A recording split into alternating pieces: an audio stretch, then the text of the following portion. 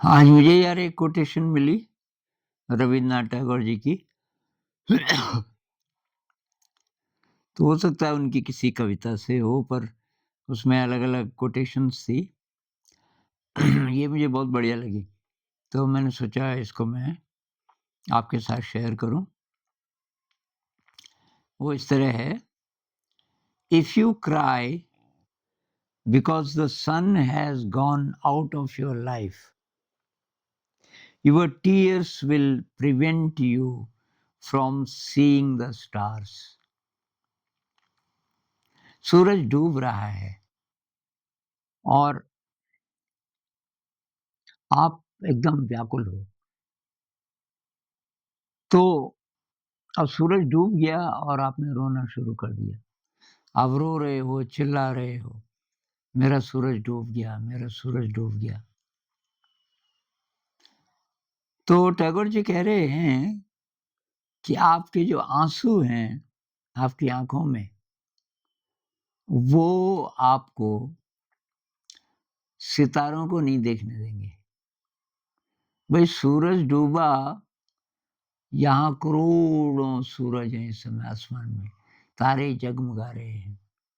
तुम्हारे आकाश में लाखों करोड़ों सितारे जगमगा रहे हैं, तुम देख नहीं पा रहे हो क्योंकि तुम्हारी नज़र धुंधली हो गई आँसुओं के कारण, और तुम आँसू बहा रहे हो उस सूरज के लिए जो चला गया। तो क्या कहना चाहते होंगे? बहुत मेरे ख्याल से गहरी बात है। ये संत लोग भी कहते हैं ना कि वर्तमान में रहो। वर्तमान क्षण में ही जीवन है।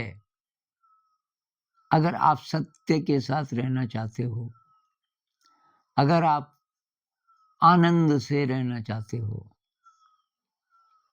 अगर आप ऊर्जा से, उत्साह से, क्रिएटिविटी से भरे हुए रहना चाहते हो, तो वर्तमान में रहना सीखो।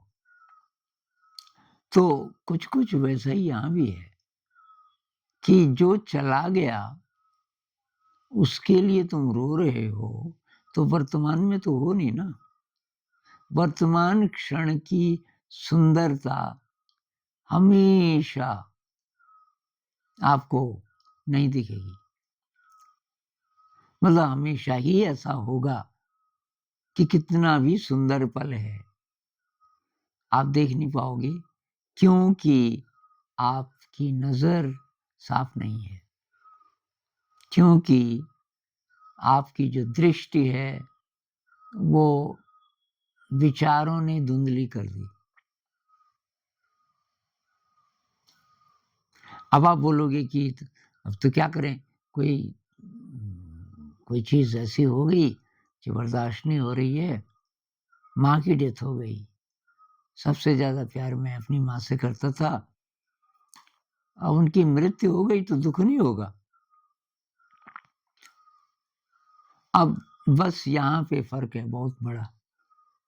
ये संत लोगों में और जो आम आदमी है, जो बस केवल इसको सच मानता है। इस जीवन में जो घटनाएँ हो रही हैं, उनको सच मानता है और उसने एक ज़िद पकड़ ली है कि जो मुझे अच्छा लगता है, वो रहना चाहिए। जो मुझे अच्छा नहीं लगता, वो नहीं रहना चाहिए। जिसको बुद्ध राग और द्वेष कहते हैं। तो राग और द्वेष से आवेशित अ रहती है हमारी दृष्टि हर समय, और राग और द्वेष ये हमें वर्तमान में नहीं रहने देते। क्योंकि पीछे की जो घटनाएँ हैं वो हावी रहती हैं, और उन्हीं के आधार पे फिर हम भविष्य को प्रोजेक्ट करते हैं। तो क्या करें? तो ज़रा बड़ी दृष्टि रखनी पड़ेगी कि यार ये जो सारा जीवन है ना, इसमें कुछ भी मैं पकड़ नहीं सकता।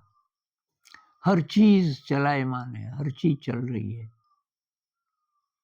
हम तो बड़ी-बड़ी घटनाओं को देख रहे हैं ना, हर पल एक डांस है, इसको आप पकड़ नहीं सकते।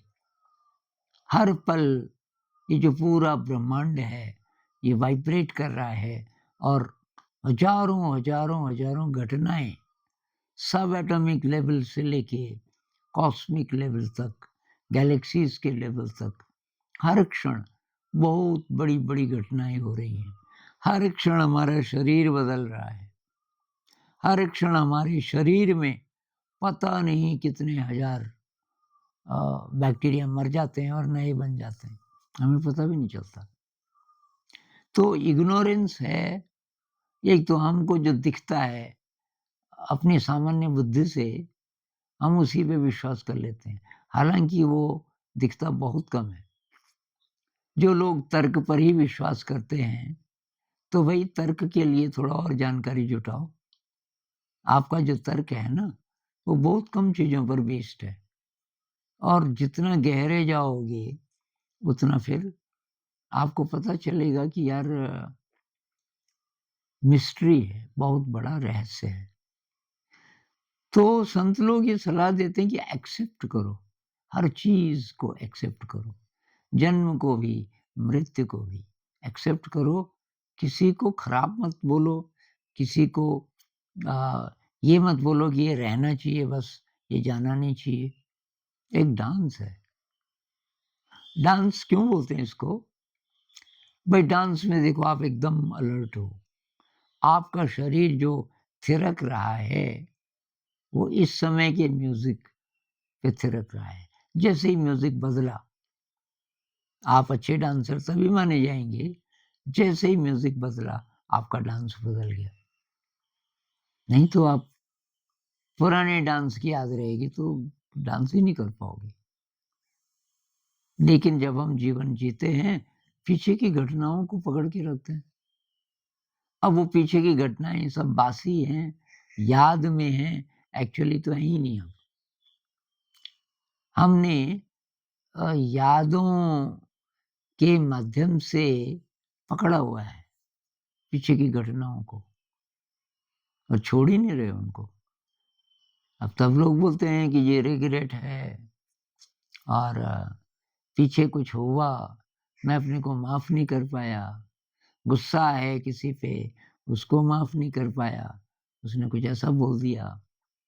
बस तो इसी में बिज़ी रह के वर्तमान पल में जो खूबसूरती है, वो हमें छू नहीं पाएगी। तो क्या करें? वही वर्तमान में रहना सीखिए। उसके लिए फ़ेथ बहुत ज़रूरी है। फ़ेथ बहुत ज़रूरी है कि ये जो पूरा ब्रह्मांड, मेरा पूरा जीवन, हर चीज़ को जो चलाने वाली इंटेलिजेंस है, उसको कुछ भी नाम दें, कोई इंटेलिजेंस है और वो चला रही है, उस पर विश्वास करें। अब कई लोग बोल देते हैं कि ये तो जी साइंटिस्ट नहीं है, ये साइंटिफिक नहीं है, साइंस एग्री नहीं करती, बिना जाने। तो मैं थोड़ा एल्बर्ट आइंस्टाइन जी को कोट कर रहा हूँ। वो क्या बोलते हैं? God reveals himself in the orderly harmony of what exists. Einstein को किसी ने पूछा, आप ईश्वर को मानते हो? उन्होंने कहा कि हाँ। तो कहाँ है? तो उन्होंने कहा ये एक ऐसी शक्ति है जो अपने को व्यक्त करती है इस व्यवस्था के थ्रू। इतनी कमाल की जो व्यवस्था है पूरे ब्रह्मांड की, हर चीज़ की, जिसमें हार्मनी है, एक लयबद्धता है।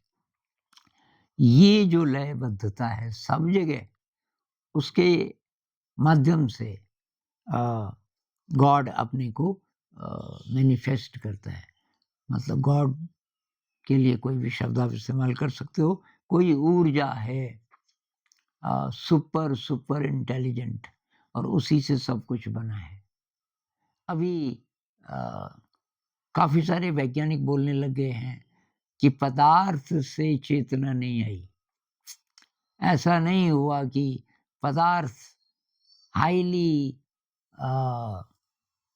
कॉम्प्लेक्स होता गया उसका ऑर्गेनाइजेशन, और उससे फिर कॉन्शियसनेस उसकी बढ़ती गई, और अंत में मनुष्य की कॉन्शियसनेस बन गई। वो ये कहते हैं कि सब कुछ कॉन्शियसनेस से बना है, चेतना से बना है। ऐसा वैज्ञानिक लोग बोलने लग गए। तो टैगोर जी क्या बोल रहे हैं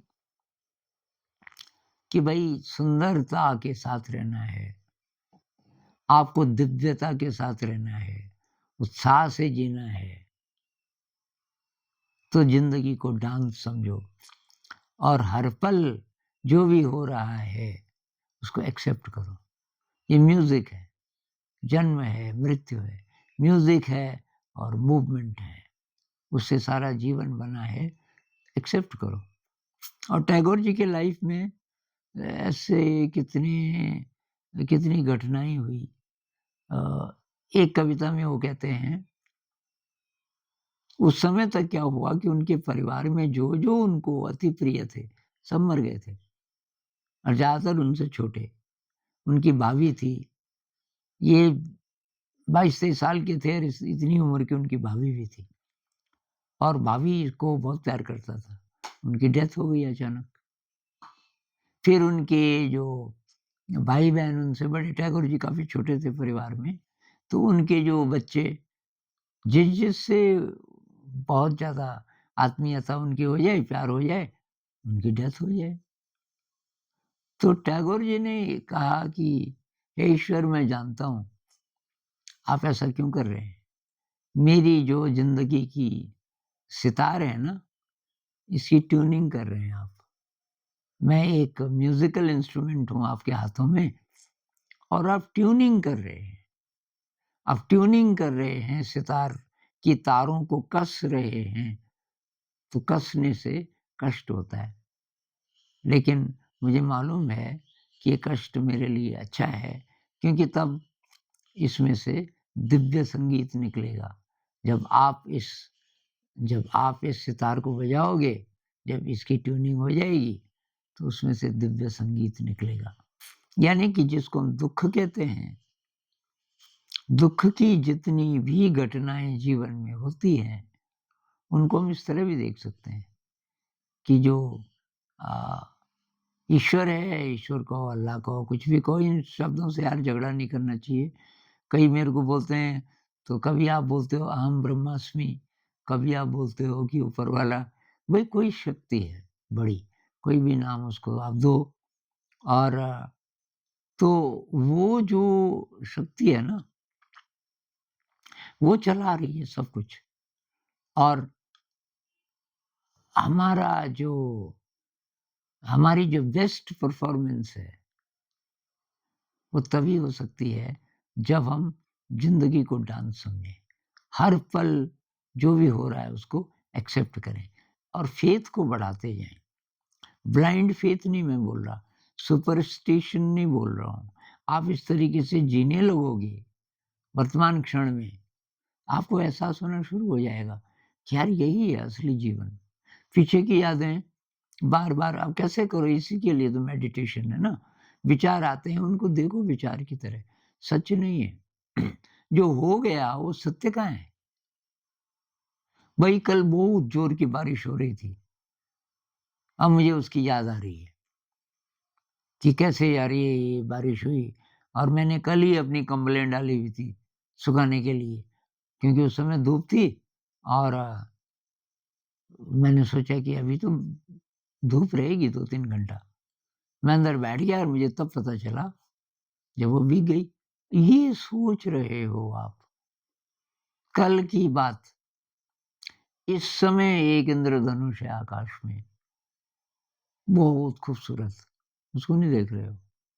आपको अपनी भीगी हुई कंबलों की याद परेशान कर रही है, और यही हम लगातार करते रहते हैं। वर्तमान क्षण में जो खूबसूरती है, उसके साथ हम तब रह पाएंगे, पीछे जो हुआ एक्सेप्ट करो, ऐसा हुआ, बस इवैल्यूएट मत करो, खराब हुआ, अच्छा हुआ, ऐसा हुआ। डांस है, डांस का एक हिस्सा है। भविष्य को प्रेडिक्ट मत करो, कोई नहीं जानता वैसे तो। कि क्या होगा।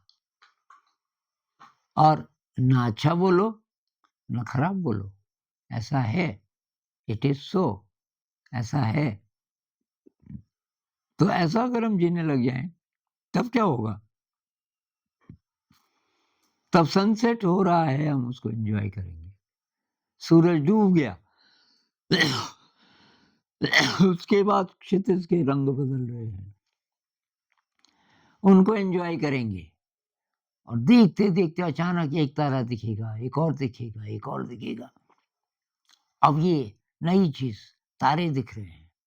देखते-देखते आपका पूरा आकाश तारों से भर जाएगा। हर पल एक अ, एक विचित्र वरदान है एक तरीके से, और उसको हम तभी अ, एन्जॉय कर पाएँगे जब हम ये सीखेंगे वर्तमान में रहना। ये असली बात है। आप ईश्वर को मानो न मानो, लेकिन अगर आप वर्तमान में रहना सीख गए, अब उसके लिए अपनी ज़िद छोड़नी पड़ेगी ना, कि ये अच्छा है, ये बुरा है, ऐसा क्यों हुआ, ऐसा क्यों नहीं हुआ, ये उमड़-घुमड़। अगर आप बुद्धिमान व्यक्ति हैं तो आपको पता चल जाएगा, बेवकूफ़ी है यार, कुछ भी सोचना बेवकूफ़ी है, जो हुआ, हुआ, फिनिश्ड। इस समय ज़रा आँखें खोल के देखो, तो पहाड़ों की सुंदरता, अगर आपके सामने पहाड़ हैं और जो भी है, और मौसम बदलते हैं, दिन-रात होते हैं, ज़िंदगी पल-पल बदल रही है, और इसके साथ ताल मिलाते हुए आप जी गए। मृत्यु आएगी, वो भी एक डांस है। तो आज इतनी बात करते हैं। नमस्कार।